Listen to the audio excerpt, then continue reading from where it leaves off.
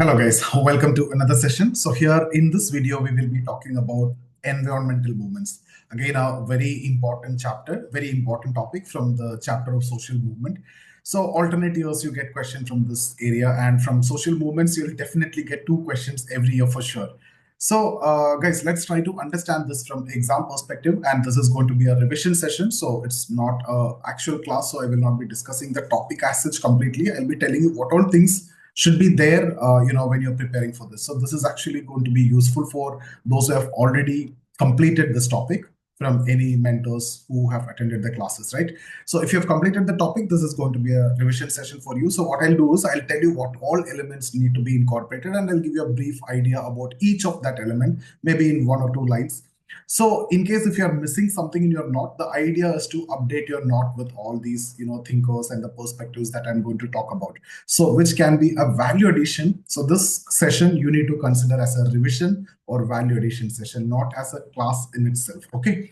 So let's get started. And remember, this is a very important topic, environmental movement. So first, what you need to do in the introduction, you talk about the emergence of environmental movements in India. You talk about the importance of environmental movements in India in one or two lines. And then you talk about the key themes and the focus areas of environmental movement. You can talk about Bhopal Gas Tragedy, from where, in fact, consciousness is getting, maximum. Chipko Movement, of course, 1973, we can discuss. We will discuss Narmada Bachao Andolan, and then Koel-Karo Movement, and then Bachao Andolan, Jala Andolan, right? Anti-polythene movements. All these we can discuss. And then if you look at the causes of environmental, movements, there are political reasons, economic reasons, socio-economic reasons, and then technological concerns, right? All these we can bring in. Political reasons like displacement and industrialization, economic reasons like control over natural resources, socio-economic reasons, if you see marginalization of tribals and the cultural beliefs, and then the technological concerns like environmental damage due to the industrialization and other things. So you also need to talk about environmental awareness and media's role. Okay, and if you look at the sociological perspective, we have so much of thinkers to discuss. You can discuss about risk society, Ulrich Beck, very important perspective. We discussed about this in many areas also. Ramachandra Guha is talking about environmentalism of the poor, and Amartya Sen, capability deprivation, we can discuss. And Rachel Carson, the critique of industrial agriculture, Karl Polanyi, and that's the double movement, and Sunderlal Bahuguna, Gandhian ecology, Vandana Shiva, very important, ecological and social justice. So all these, I'll be giving you a couple of lines about each of these, and you need to add into your notes also. So then we discuss about the impact of environmental movement, like policy changes. You talk about Forest Conservation Act 1980 and Environment Protection Act 1986, National Green Tribunal, then judicial activism, role of MC Mehta, and then global awareness. Okay, and again, challenges faced by environmental movement, the corporate resistance, community fragmentation, government apathy. So all these we can mention, and the strategies for sustainable development, like empowering local communities, promoting renewable energy, strengthening environmental education. And then when you conclude, you talk about broader lessons from environmental movements and balancing development and sustainability, role of environmental movement in social justice and equity. So this is a structure. There's a broad structure, and it may not be possible for you to incorporate everything. But if the question is of 20 mark, try to incorporate maximum in a balanced way. If it is a specific question, accordingly, you need to plan. Okay, so let's start with the introduction. Guys, before that, in case if you're looking for any mentorship or the test series for sociology or the course, check out the details in the description. And if you are looking for the PDF, you can just download it, and that's free of cost, and you can download it again from the description.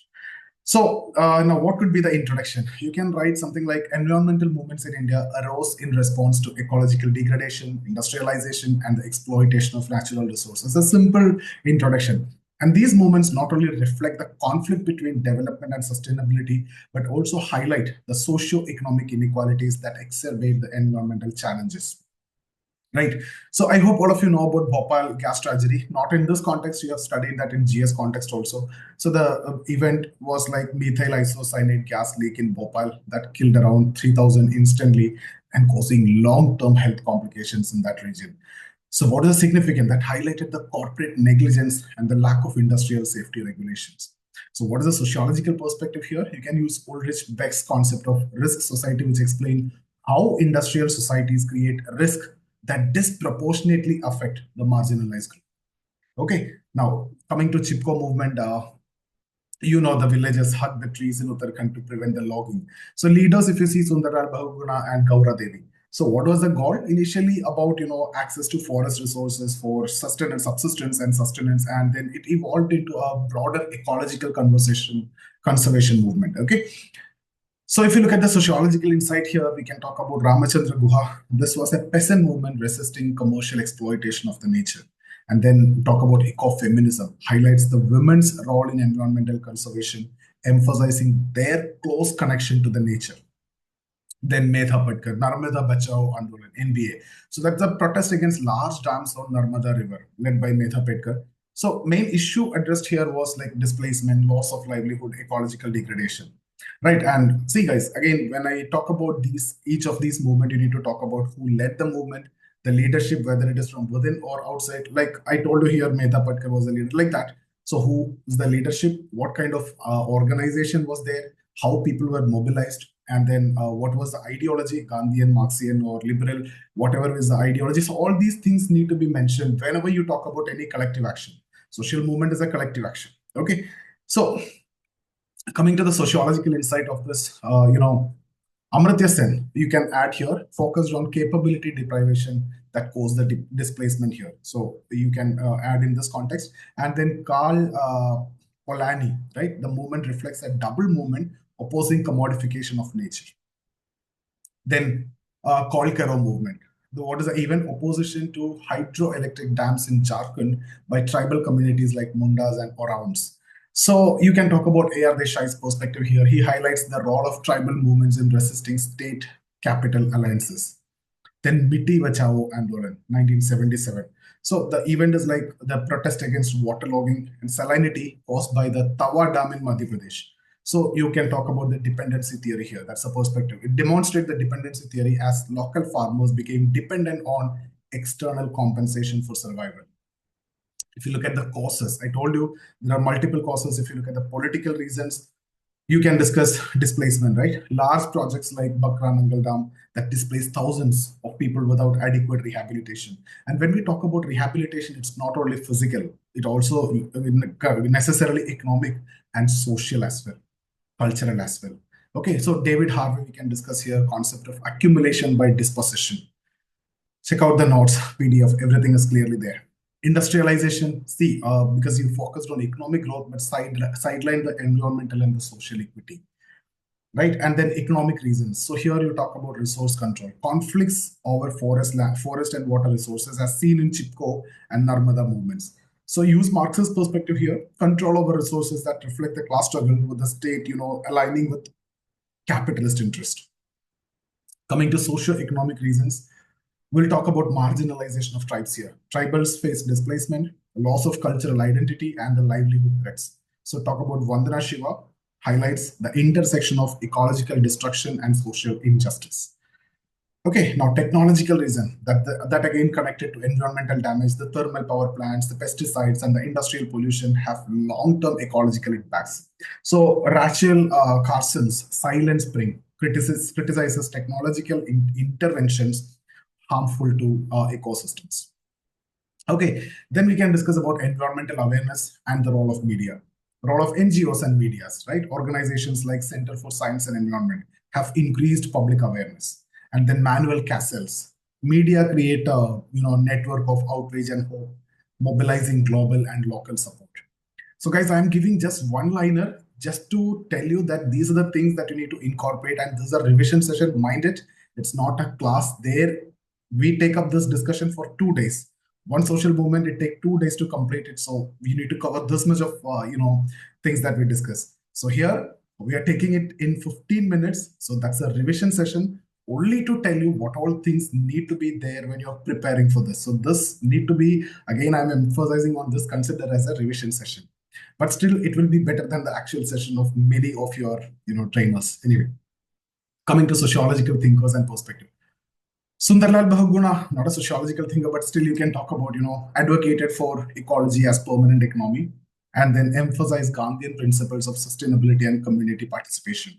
And then Ramachandra Guha distinguished between environmentalism of the poor and environmentalism of the rich, and focused on grassroots movements driven by subsistence needs.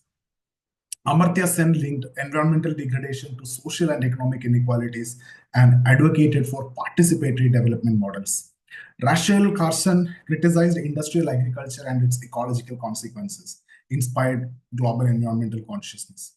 Ulrich Beck, I've already discussed a couple of times, risk society, industrial modernity create risk disproportionately borne by the marginalized community. So this industrial society, the risk which is created is disproportionately affecting the marginalized community. This, okay. Then Karl Polanyi had discussed already the double movement. Environmental movements resist the commodification of nature by market forces. Then what are the impact? You can talk about policy changes, Forest Conservation Act, Environment Protection Act, with direct outcomes of grassroots movements. Established National Green Tribunal, NGT. Judicial activism, MC Mehta, I told you, played a pivotal role in case like, Ganga Action Plan. Judicial intervention have strengthened the environmental laws. And then global awareness. Movements like Narmada Bachao Andolan brought India's environmental challenges to the world global attention also. What are the challenges faced? The corporate resistance, right? Industries prioritize profit over ecological concerns. For example, Vedanta mining in Niyamagiri faced local and international opposition. Community fragmentation, internal division within affected communities that weaken the collective action, right? Because that organization will broke. And then government apathy, delayed implementation of the rehabilitation and the compensation measures. Now, what are the strategies for sustainable development? Empower the local communities, decentralized governance and community-led conservation. For example, joint forest management initiatives. Renewable energy promotion, transition from fossil fuel to sustainable energy sources.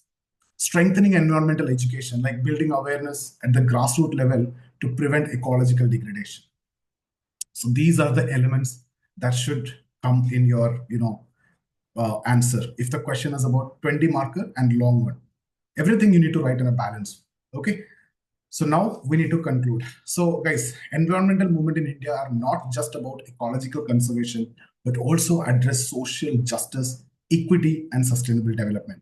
So think goes, we can talk about, as we discussed, Vandana Shiva, Amartya Sen, Sunderlal Bahuguna, they emphasize the need for holistic approach and integrate ecological and social dimension, ensuring the rights and well-being of marginalized communities. So these movements, in fact, serve as beacon of balancing development with environmental sustainability. So this is all what I want to discuss. Guys, so in case if you're looking for, a series or mentorship, get in touch. And if you want to go for a quick recap of what we have done, we discussed about environmental movement, emergence of environmental movement, importance of environmental movement, the key themes and the focus areas. And then we discussed about the key movements like Bhopal Gas Tragedy related, and then Chipko Movement, Narmada Bachao Andolan, Koel-Karo Movement, Beti Bachao Andolan, Jhala Andolan, and all those. Causes, political, economic, socio-economic, and technological, right? And we also discussed about environmental awareness and media. Sociological perspective, if you see, Ulrich Beck, Ramachandra Guha, Amartya Sen, Rachel Carson, Karl Polanyi, and then Sunderlal Bahuguna, Vandana Shiva, all these we discussed. Impact, we discussed about policy changes and laws, right? Forest Conservation Act, Environment Protection Act, NGT, and then judicial activism, global awareness and everything. Challenges also, we discussed corporate resistance, community fragmentation, government apathy, and other things. Strategies, empowering local communities, promoting renewable energy, strengthening environmental education and other things. And then we concluded. So this is about the session. I hope the revision of this particular topic is done in the best possible way. Everything is added. Now beyond this, you don't want to do anything. Everything is covered. So I feel I've done justice to that 15 minutes that you're spending on this. And that's it about this session. Thank you so much. If you like the video, share it with your friends also. Thank you guys. See you in the next session.